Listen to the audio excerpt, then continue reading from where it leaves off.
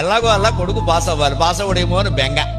కానీ ఇవాళ అన్ని పరీక్షల్లోనూ నెగ్గి ఇంతమందిని కూర్చోబెట్టి మాట్లాడుతుంటే చూడడానికి నా తండ్రి లేడే, నా తండ్రి లేడే. మా అమ్మ చూసింది 20 ఏళ్ళు నా వైభవాన్ని, నా తండ్రి చూడలేకపోయాడు. నా కోసం ఎంత తాపత్రయపడ్డావయ్యా, భయపడ్డావయ్యా. నేను ఇవాళ లోకాన్ని నడిపిస్తున్నానయ్యా, నేను కనపడితే దేవుడు అంటున్నారయ్యా.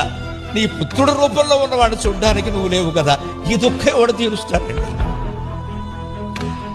ఆయన వద్దన్న పని చేశాను నేను. ఆయన బైపీసీ చదువు, డాక్టరు, ఇంజనీరు అన్నాడు. నాకు తెలుగే కావాలన్నాను నేను. పట్టుదల, పిచ్చి పట్టు, నాకు తెలుగు కావాలి. నేను ఏం చేసుకున్నా మంచిది. స్కూల్ మాస్టర్ అవుతావరా, అంతకంటే అయినా సరే నాకు తెలుగు కావాలి, నాకు తెలుగు పద్యాలు. తెలుగు పద్యాలకి డబ్బులు ఎవడిస్తాడు రా అన్నాడు. ఈవేళ తెలుగు పద్యాల మీద ఇల్లు కట్టుకుని ఆనందంగా బతుకుతున్నానండి. నా తండ్రి చూడటానికి లేడు కదా.